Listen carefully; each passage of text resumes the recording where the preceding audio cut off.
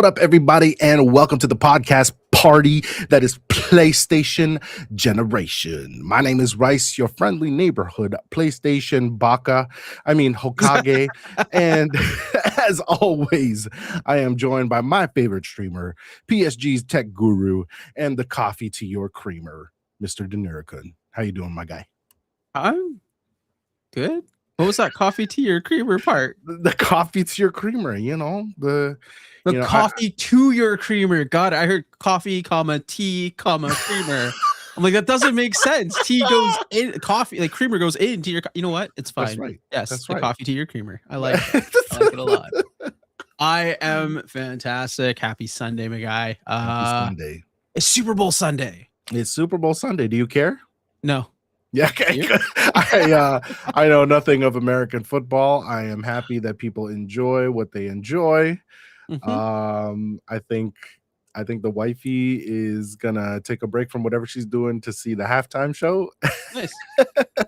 As you do, and then that's pretty much it. I think we have some people down in the basement watching the game and enjoying whatever that is. They know I'm recording a podcast, so I'm doing my thing, bro.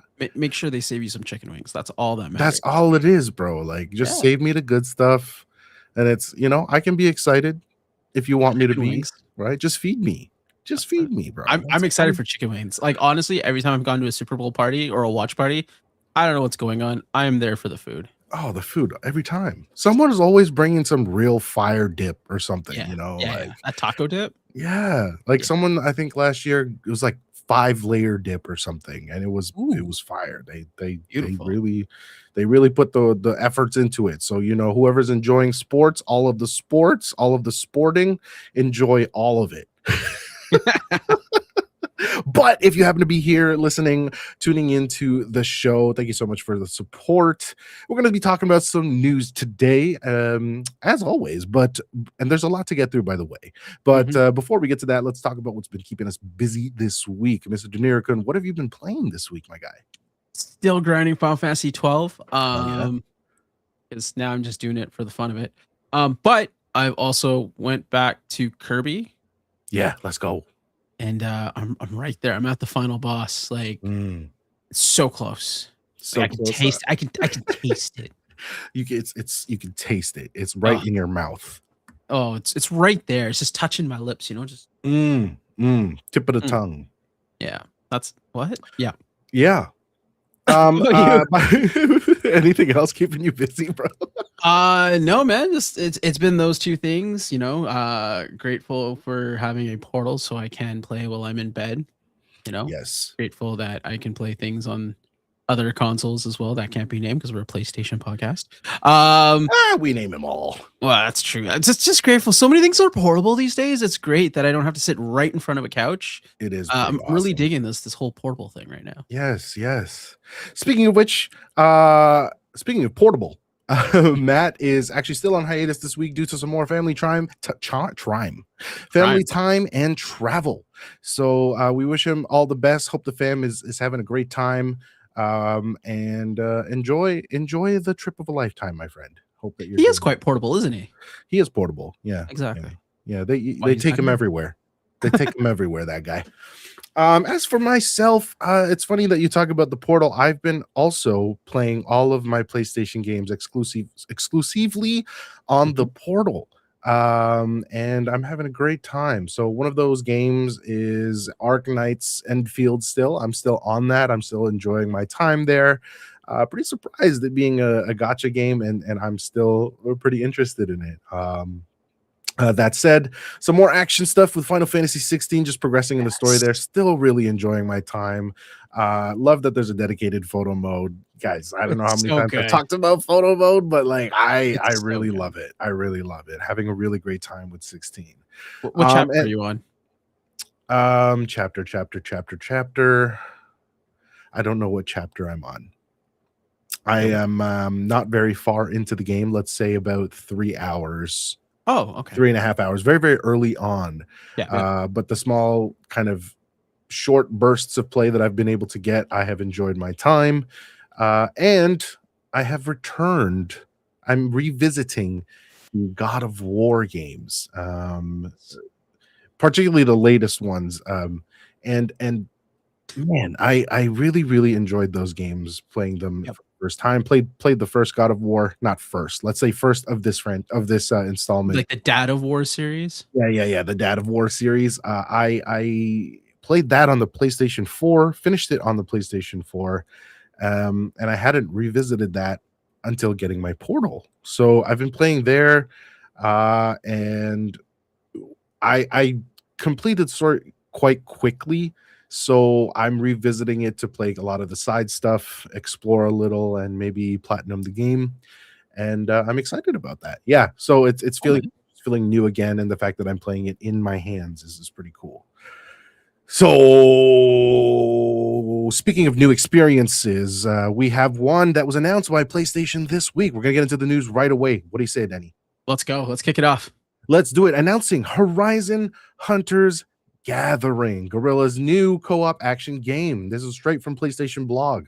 Guerrilla has officially revealed Horizon Hunters Gathering, a new co-op focused action game set within the Horizon universe. Unlike the mainline story entries centered on Aloy's personal journey, this project shifts the focus towards squad-based multiplayer hunts against machines. The emphasis appears to be coordinated combat, role synergy, and large-scale mechanical encounters that feel more like raids than story-driven. For what's been shared, it leans into social play and replayability rather than cinematic narrative, which makes sense. That's a notable tonal pivot for the franchise known for world building and emotional storytelling. True. And for PlayStation, this fits into Sony's broader strategy of diversifying its portfolio beyond prestige single player titles. It's unclear whether this is a live service product in the traditional sense, but cooperative progression systems often open the door to long term engagement models. Say, Denny, Yes. just by the looks of this trailer here, the art style, the style of play that will likely happen. What are your thoughts? What are your initial thoughts on this as a whole? So, for someone who's not big on the Horizon series, Mhm. I'm actually excited to play this. Hell yeah. So to me, I've had a couple of experiences playing these kind of co-op style games with friends. Mhm, mhm. From games like I believe it was Dauntless Yeah, to I remember like for some reason just thinking about getting together with a couple of friends and just doing hunts and stuff like Monster Hunter as like well. Monster Hunter, yeah. Um, so to me, I think it's great. I hope it does well. Mhm. Um, I still want to reserve just a little bit of judgment because I want to see what else we learn about it as Sure. the game develops and we're closer to a launch date or closer to a launch and we get to learn more. But so far, I think it's great. I love the fact that Sony just dropped this trailer out of nowhere. Shadow drop. Yep. Just basically trying to steal thunder because I think it was the same day there was a Nintendo Direct Yes, it was which that had a day. bunch of third party. It was a third party direct. So to have this Mhm. come out and drop and kind of just keep Sony's name in everyone's mouth is a smart idea. Yeah, totally. It shows that PlayStation, or at least, by happenstance, were paying attention, and it was well placed, I think. You know what? Upon seeing this, I was quite excited. And the fact that it is this uh new art style, it feels fresh in that way. And it allows really for a lot of different animation style to get into this franchise. Not every game needs to be this hyper realistic world. It doesn't need to feel that way all the time. So this really felt like something fresh for me. And maybe I'm a little bit biased because I like this kind of art style. I'm biased to that. I'm partial to that a little bit. So, and there begs the questions of is this more about community building around a PSIP, sustainability in terms of revenue, or is it something that they are doing creatively? Is it an experiment of sorts so that they can see where the public will take them into PlayStation's future? Yeah. And that's pretty intriguing. I think that this will be a good shot. I think that a lot of people will play this game. I will be on it, and hey, if it sticks, maybe this is something that we play together as well, Denny. I So like it. Yeah, I'm absolutely. excited. I'm super So excited. Now, you did say there was a question regarding this yeah. today. So Dragoon24 in the Console Creatures Discord left a question for us, and it's basically about it. So Dragoon24 writes in Horizon Hunters Gathering DOA. To me, Mm. it doesn't seem like it's interesting enough for me to try. It looks like Monster Hunter for Fortnite, which was already Dauntless, which Epic shut down because it wasn't Hmm. profitable enough for them. I can understand from a business sense to chase a whatever that means, GAAS. I don't know what that acronym stands for. I'll fact check that for you. Go ahead. But to try to copy one that already failed feels misguided. Yeah. Okay. So interesting thoughts there. I mean, like I actually have read some posts and some threads about people worried about this, and there's generally kind of a mixed reaction from the community, and this is one perspective. It does. I think it was pretty jarring for some people to see Horizon in this art style and maybe didn't like that. Well, I really, I'm not in that boat. I really, really love that they took a chance with this, and that they're moving forward with it. So generally accepted auditing standards is what GAAS means. interesting. Yeah, Well, interesting. here's my thing. Do you think, and I guess this will be my question to you, Mhm. because we're using Dauntless as a comparable. Sure. Um, Dauntless was a free to play game. Yeah. Do you think that Sony makes this a free to play game, or do you think there's just a bit of a price tag on it? I think that it won't be free to play, judging from the current trajectory of Sony's IPs. Yeah. I would wager to say that this won't be a full price game. I would be Mhm. surprised if that was the case. But I don't really say that with any sort of confidence. Anything can happen with Sony. They're gonna try to make their bag. So but generally speaking, I don't know that I agree that it doesn't seem interesting. It does seem interesting to me at the very least. So I'm gonna give it a try. I'd be interested to hear what the community that we are kind of interacting with says about it. Like Mhm.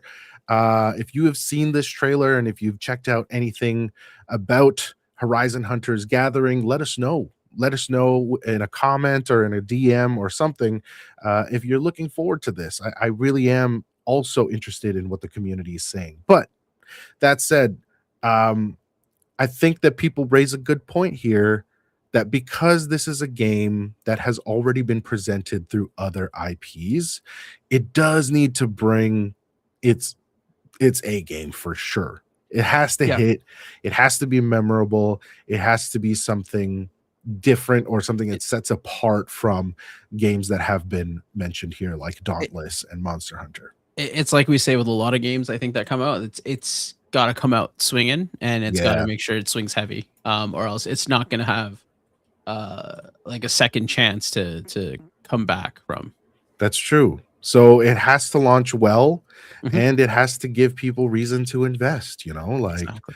if it is character progression, if it's aesthetics, if it's whatever it is, like we gotta love investing in it. You know what I mean? So Exactly. we'll see. We'll see what happens. Do they have something here? I think they do, but time will tell. Okay, moving right along here. Okay, this is some cool news. PS5 officially outsells the PlayStation 3, now at 92.2 million units. PlayStation 5 has now surpassed the PlayStation 3 in lifetime global sales, reaching 92.2 million. That milestone is significant given how turbulent the PS3's early years were with its high launch price and complex architecture. Maybe you can speak to that a little bit, Denny, in a second here. The PS5, in contrast, launched strong but faced historic supply chain constraints during its first 2 years.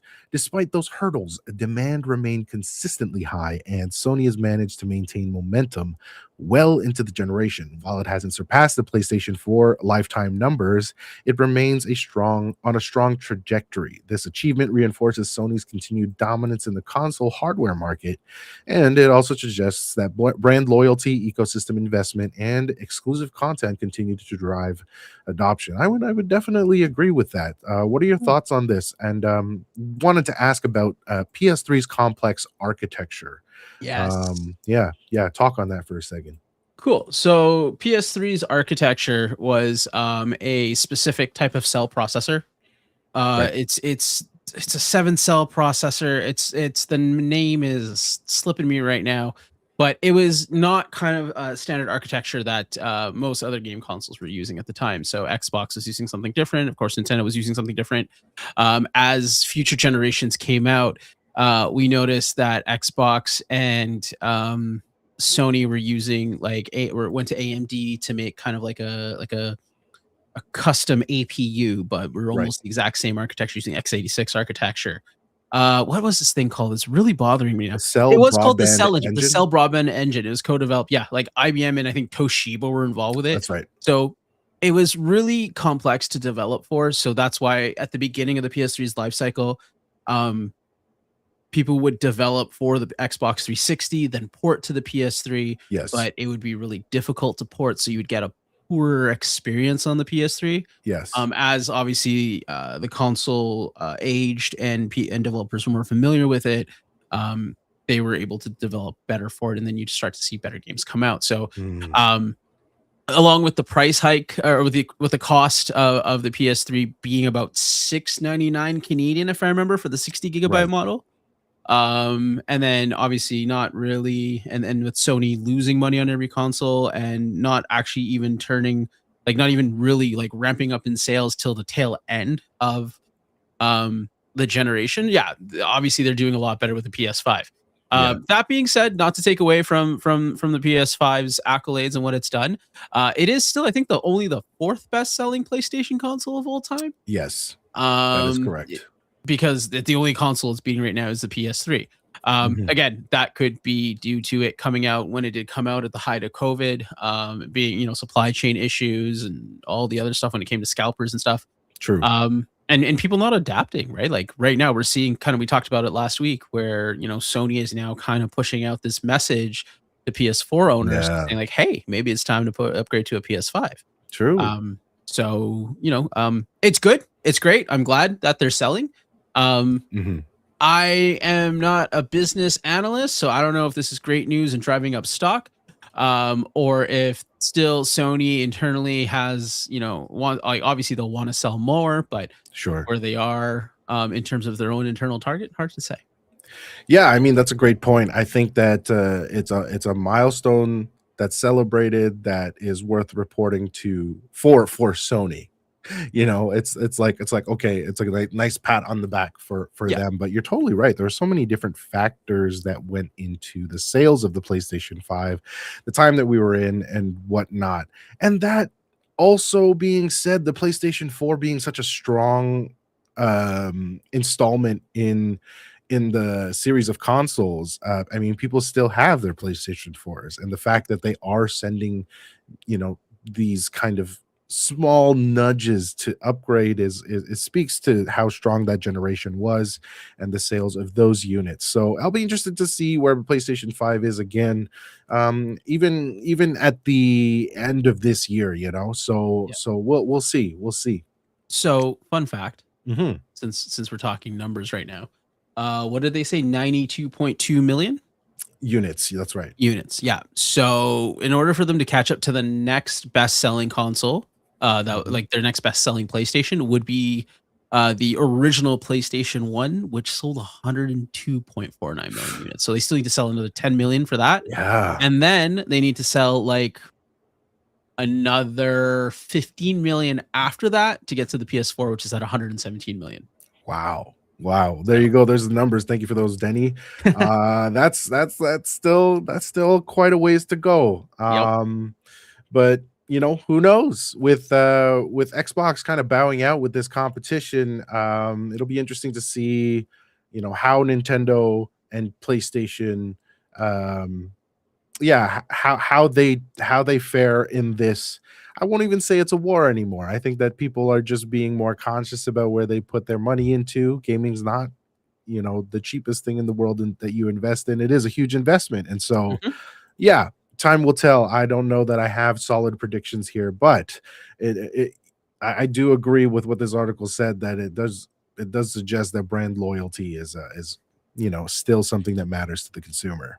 I feel if so, it's just a weird take, Yeah, yeah, yeah. because it just popped in my mind right now. If the PS5 does sell better than any of the other PlayStation iterations. Just given what's happening in the marketplace with AI and the cost of RAM and Yeah. financial analysts saying that they're going to push back the PS6 because this is going to have a longer life cycle than other consoles. Mhm. It's almost like if this sells more, there might be an asterisk required because of the time That's frame. fair. That's a good point. That's a good point. And so we'll see. We'll see. For Find those out. of you who still have your PlayStation 4s and haven't upgraded yet, what do you think? Let us know.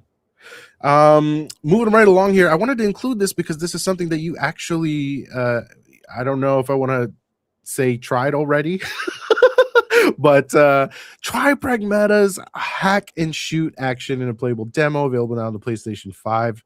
After years of delays and silence, Pragmata finally has a playable demo available on the PS5. Capcom's mysterious sci-fi title blends third-person shooting with real-time hacking system that appears to be central to its combat loop.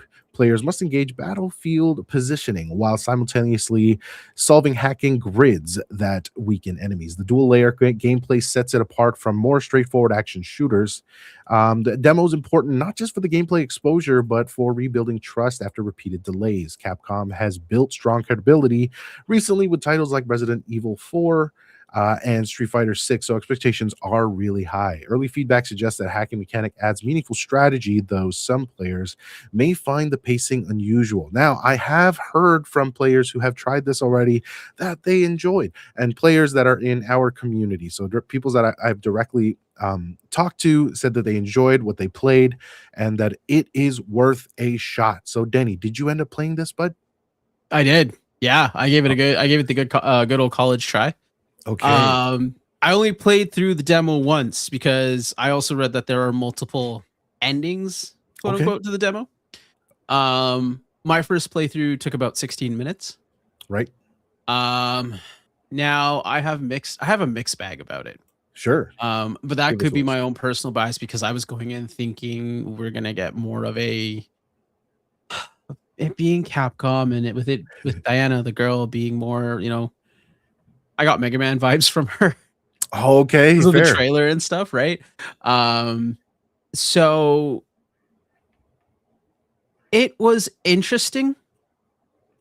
It is fun. It definitely is. If I was to take my bias aside and I sit here and I really think about my experience with the game, it was fun. It is definitely the hacking mechanic is definitely an interesting tactic Sure. because as you when you have Diana on your back, I think, and you aim towards a enemy, Mm, you use the face buttons like cross, circle, square, triangle.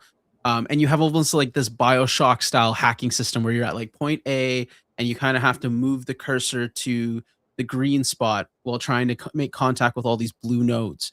okay. And the more nodes you make contact with, the higher the damage multiplier is almost. Interesting.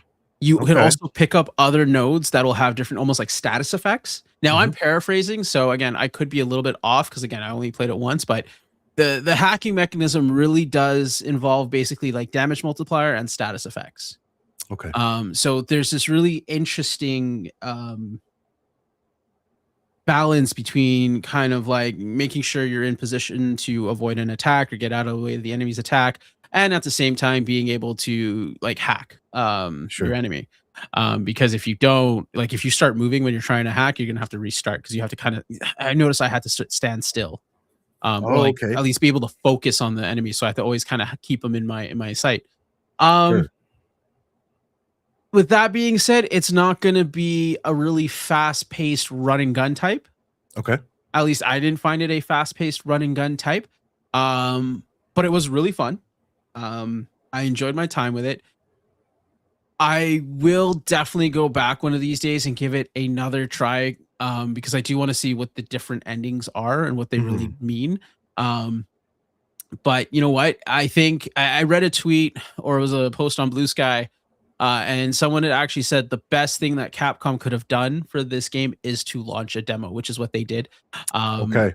and I think you know what? It's I'm glad they did launch a demo because it helps regain a little bit of trust in it Yeah. in the IP. And yeah, I will. My thing is for me, it's always will I buy it? Will I wait for it on sale, or will I just totally avoid it. Good call. Right. And For me, it's kind of going a little. It's more in between. Wait for a sale and buy it day one. yeah, okay. Then perhaps wait for it on sale or just avoid it entirely.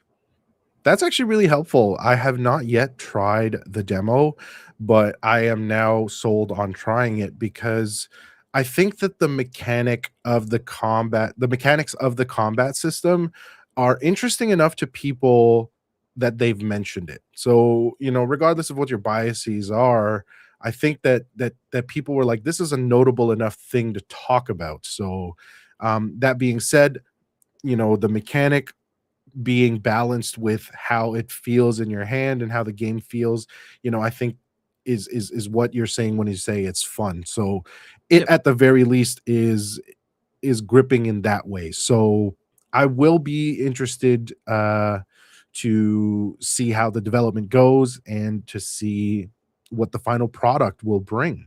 I Yeah. hope it does well for you, Denny. Mhm. But I agree, it didn't strike me as something that I would buy day one, but I think it's worth sharing thoughts on the next episode after I try it out. Yeah, definitely. Yeah. Okay. So moving on to some news that we have actually been following for a few weeks now.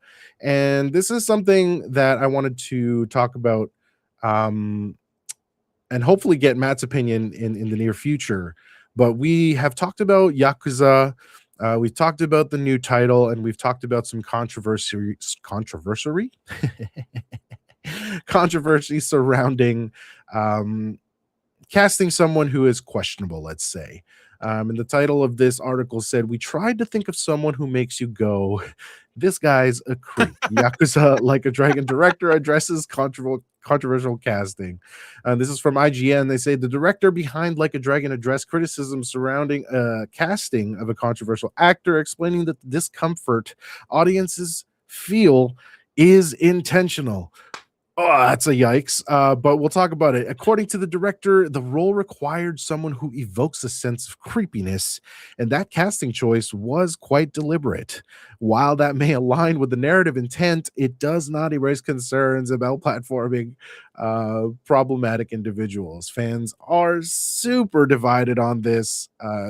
Some have argued that art can be separated from personal controversies, especially when casting enhances the character's effect. And others were like, I think studios carry a responsibility when elevating certain figures, especially given the franchise and what Matt has mentioned about this franchise and why he loves it in the past.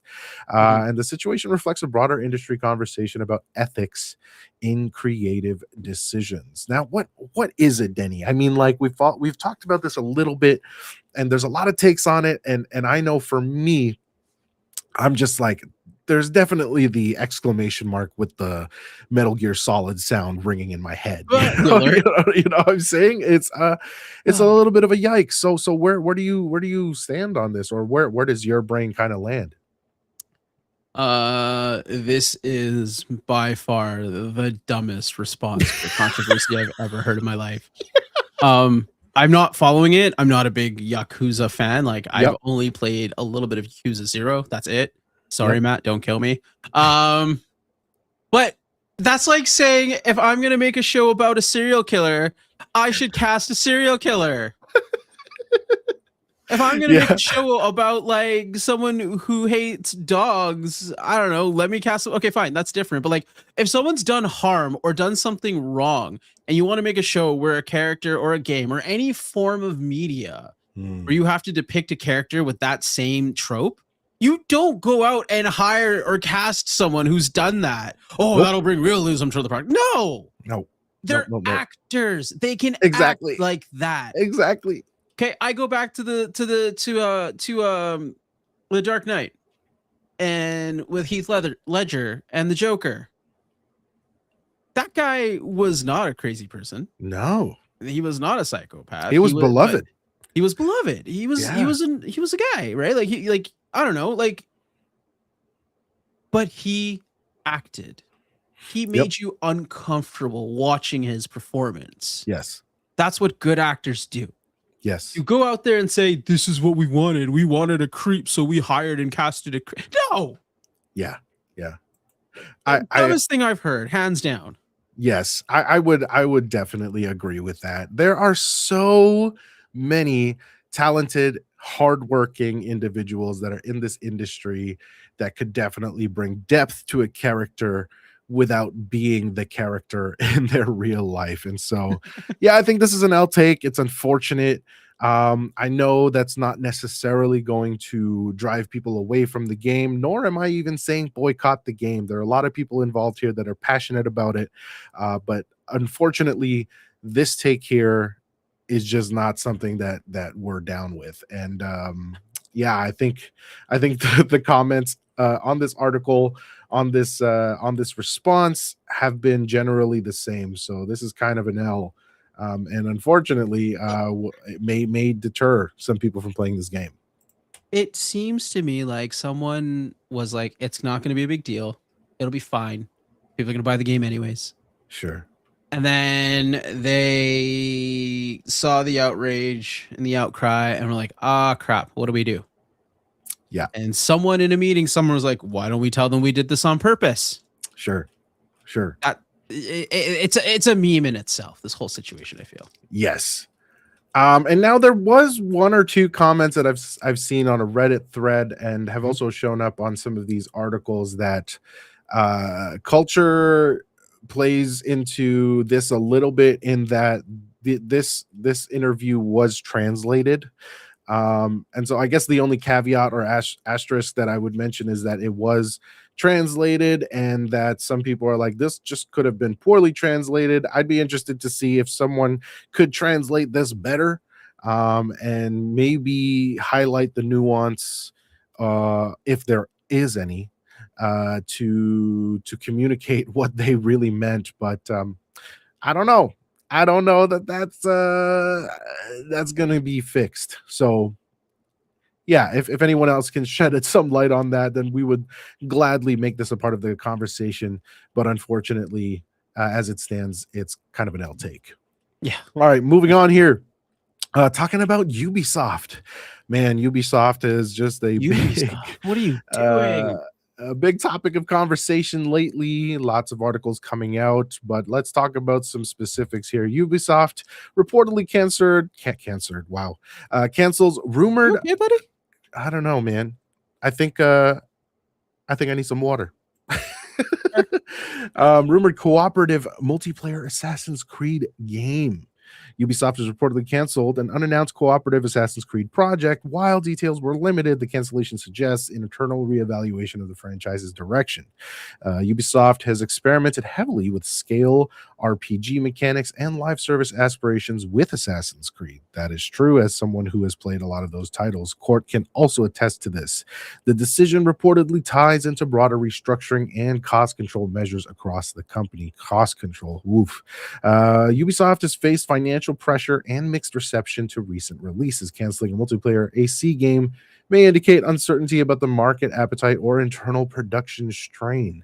And I'm going to add the next article that I pulled up on Ubisoft. Another key Assassin's Creed developer leaves Ubisoft.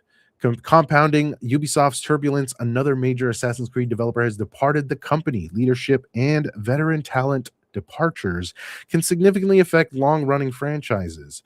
Assassin's Creed in particular relies on consistent vision across sprawling development teams. Frequent exits can disrupt cohesion, especially with the multiple AC projects reportedly in development simultaneously. We know about the closure of the Halifax studio. We know that Ubisoft is, in quotes, restructuring. We know that they are cost-cutting wherever they can. We know that a lot of titles have been canceled. While turnover is normal in the industry, timing does matter. Coming alongside canceled projects and restructuring, it feeds perception of instability. What do we think about Ubisoft, Denny? What do we think is happening here? That ship's sinking, bro. Like, those are the words exactly that I was thinking, man. Like, it's just I think you said it yourself. I think this is maybe the third or fourth week in a row we're talking about something that's happened at Ubisoft. Yeah. You know? And I mean, it's fair. There's a lot going on at Ubisoft. Sure. But god damn, there's a lot going on at Ubisoft. Yeah, bro. It's I think it says a lot when a company, and this could be any company, and it's not just in the game industry, I think in any industry, Absolutely. when people start to look at the balance sheet and become impatient. Ooh, good point. When they start to and this is, like I said, with any industry, you start to cut corners, you start to reduce workforce, you start to you know, cost cutting measures, whatever they may be. When your business picks up again, you don't then have the resources to sustain that. Yes. You know, you think of like, you know what? I'll give you this perfect example. You have a company, and they have 8 or 9 technicians on the road doing work, fixing houses or whatever, right? Mhm. And all of a sudden, just because you're having a slow quarter or slow 2 quarters because of, you know, the last year, let's say, for example, the world's been a crazy place, like dealing with tariffs and Sure. rising costs and technology, right? That people may not be willing to invest in upgrading something in their home. Right. All of a sudden, just because the demand drops off and you start to cut costs to meet a target or to meet revenue, you know, when that picks back up, you're kind of holding, your tail between your legs because now you don't have the workforce to complete it. So, Mhm. you know, I think there was something that you said about how the perception or how it looks that there's instability within the company when you see key people leave, Yeah. right? This developer or this employee, sorry, was there for what, 24 years, I think. 24 years involved in a lot of direction in the Assassin's Creed franchise. And I'm sure a lot more as well. 24 years. That man's been around. That Absolutely. person's been around since 2002, then at least, Yeah. right? You're losing something you're losing a very big part of your company in that person. Yes. And you're right. Outside perception is like, man, shit's hit the fan. Yeah, and and Um, and while this specific developer did not say in their post that there was any bad blood, that doesn't mean that there aren't things that are happening behind the scenes that, unfortunately others have spoken up that it's not as it's not all sunshine and butterflies, like. yeah, And even just looking at an overview here, shares have hit their lowest point in over a decade after a 34% drop in January. you don't think um that's because of all of the stuff that's coming out that, hey, we're getting leaner, we're cutting. You announced that a bunch of projects have been canceled. Those mm, projects would generate revenue for you. dude, everybody was talking about Prince of Persia. I know. Everybody. I Sands of know. I Time. was excited for Oh, that. it was something that, yeah, it would have printed money, but that alongside six other 6 games were other were games. canceled. Now, I don't know how deep in development those are, but now you've officially you have no means to recoup that money Yeah, that you spent on development. yeah, Even if you had put out some sort of product from all of right. that, you have an opportunity to recoup your money. Like you shot yourself in the foot before you even got off the gate. Absolutely. And the company closing studios in Halifax and Stockholm. Stockholm is the other one that I forgot to Mhm. mention. That's hundreds of employees laid off, livelihoods just cut. And uh, I mean, that's just heartbreaking in and of itself. Mhm. Just that there. And so the trust also between consumer and Ubisoft is shaky It's at best. damaged. you know, It's damaged. it's super, super damaged. So hey, we'll be following this. I know that I've played a lot of Ubisoft games, so I'd be interested to see what's next. I mean, there Mhm. were there were some things announced that people were really looking forward to, and now it's kind of like a, okay, well, WTF, what's happening here? And yeah, at this point, we're just eager to know, like, what the hell is going on? What the hell is going on? And in some not so bad news, I suppose, GTA 6 marketing will kick off this summer, confirmed, as Take Two confidently reaffirms the November release date.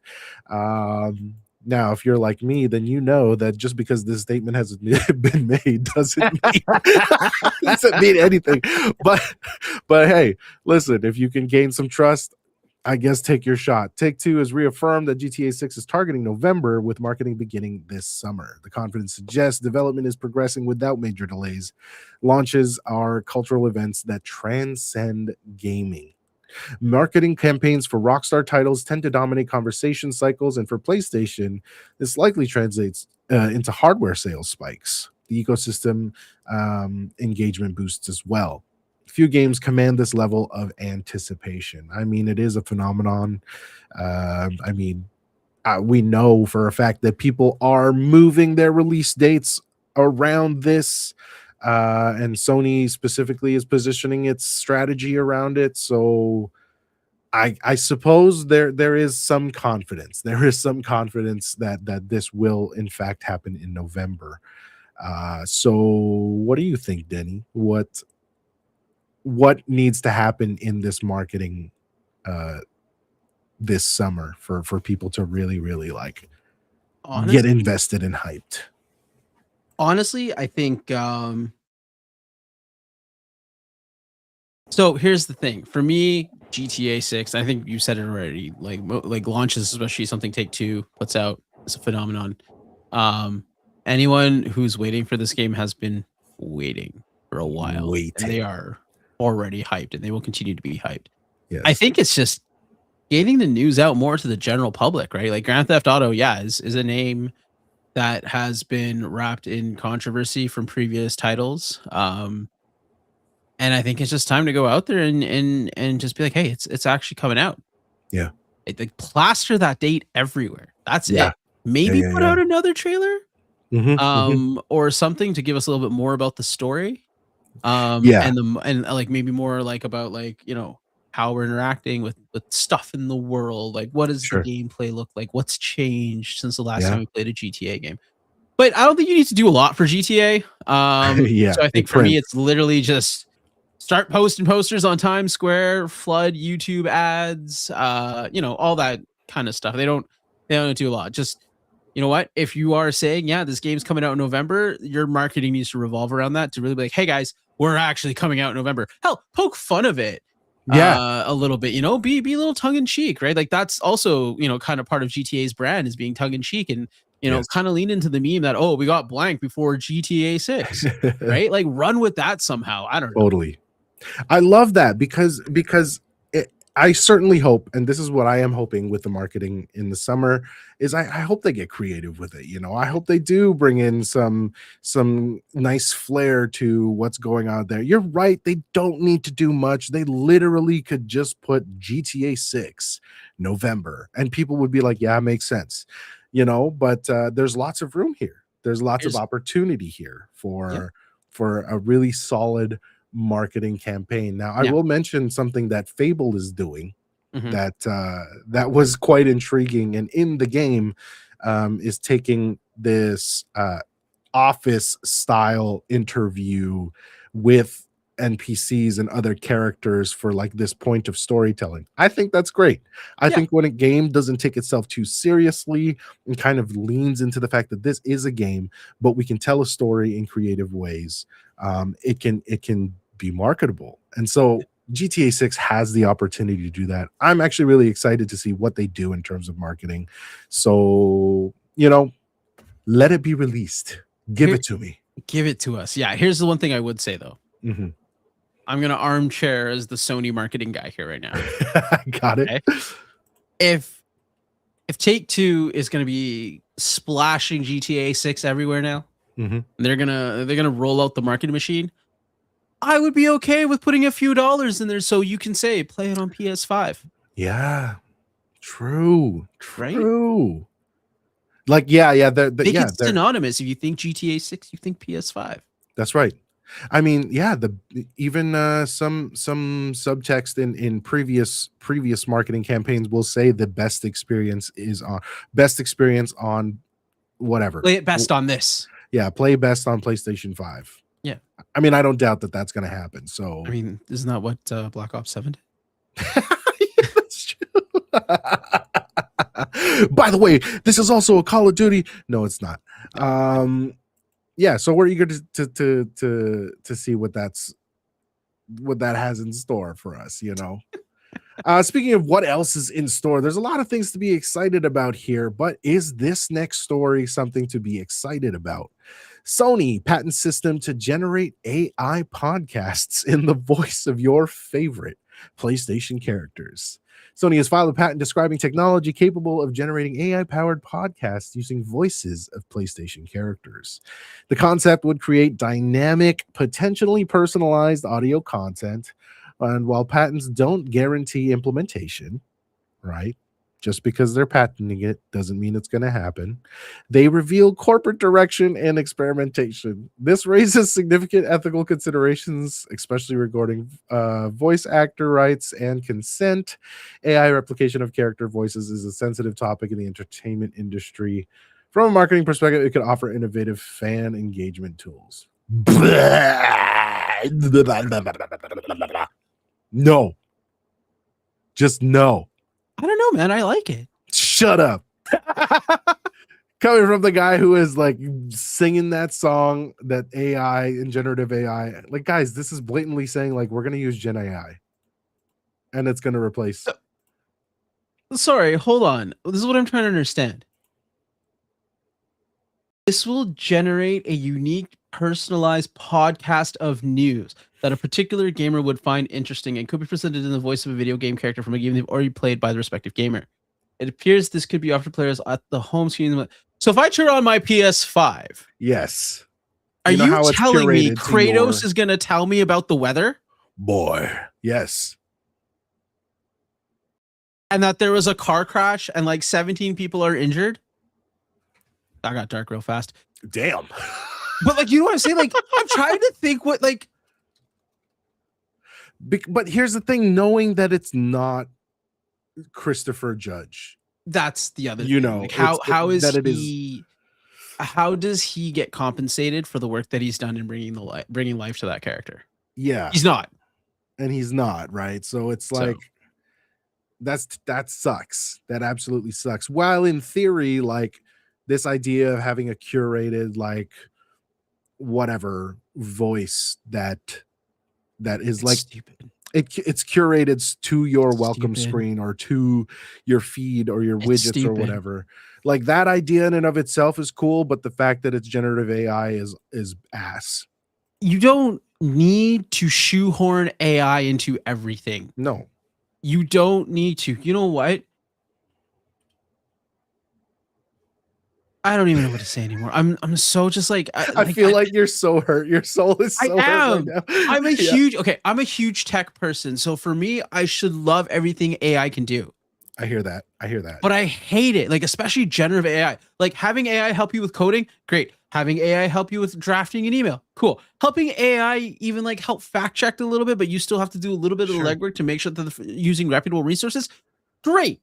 Yep. But having AI sit there and take away a job from someone, like we said, their life, right? Or taking their likeness and now having a company profit from it because now you don't have to pay Mr. Judge however much his fee is for being Kratos now. Because what's next? You're clearly going to use AI to voice your characters in the game. Yep. Like this is that slippery slope. Mm-hmm. And I hate it. And honestly, I don't need more things talking to me. My phone already talks to me. My stupid speaker already talks to me. Mm-hmm. Right? Like, I don't need my PS5 talking to me about the weather when I'm trying to play a freaking game.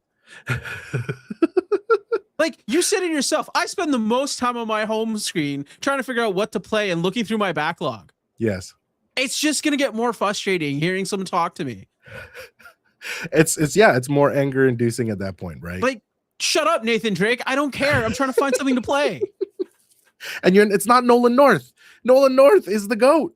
But knowing it's not Nolan and it's this hollow, soulless version of his voice is daunting. Here's very, my very question. daunting. If it's a character from a game already played by the respective gamer, what if I'm a kid and all I play is Crash Bandicoot? Good point. Crash doesn't say anything. Or Astrobot. Oh, seriously. Okay, I'm done. I'm off my soapbox. I'm sorry. Yeah, and I know. Listen, that's why that's not the last article. I just want to put that in there because I find it really interesting that Sony is patenting these systems. First we talked about like whole walkthrough system. The game will play itself for you, and now this stuff. So now, I will say one thing. Mm-hmm. Just because they've patented it, doesn't mean it's going to come to fruition or be implemented. Yes. So maybe I'm jumping the gun here with my foaming at the mouth with it. But I sure hope so. But have you seen the other thing? Just a quick side note, because I don't think it's in the doc today. But have you seen the other thing that was patented? Their touchscreen controller. Oh yes, the buttonless controller. Stupid. Yep. Tactile is part of why I love controllers. Yeah. And that definitely loses out on that experience. And so, yeah, I do want to talk about that. I know that if I included that in tonight's episode, it would be the whole episode. It would. It's so dumb. I do enjoy the controller experience, and there's a lot to say about it being buttonless. Yes. But in some more anticipatory news that is more of a positive, or, you know, for all you Marvel fans out there and Wolverine in particular, is there a tease? Did Insomniac tease us with the appearance or a cameo of another hero? Insomniac put out a little bit of a post that sparked some speculation. Fans are analyzing the wording, some kind of fancy lawyer lingo, question mark, in quotations, that hints at legal or contractual phrasing tied to additional characters. Now, given that it's in this universe, Wolverine and Insomniac also, you know, making the Spider-Man games and also hinting at a certain character in law in the Spider-Man games that we've played here, are they hinting towards Daredevil? Ooh. Are they doing it? Oh. Are they doing it in the larger, you know, scale of Marvel characters? Does Daredevil have a place in this universe in terms of the games? Yes. 1000%. Give it to me now. I wouldn't be surprised if maybe this is their way of doing the whole Marvel thing like they do in the cinematic universe, where they're like, oh, hey, look, we're going to tease this character now a little bit. And eventually down the road, he'll have a movie, or she'll have a movie.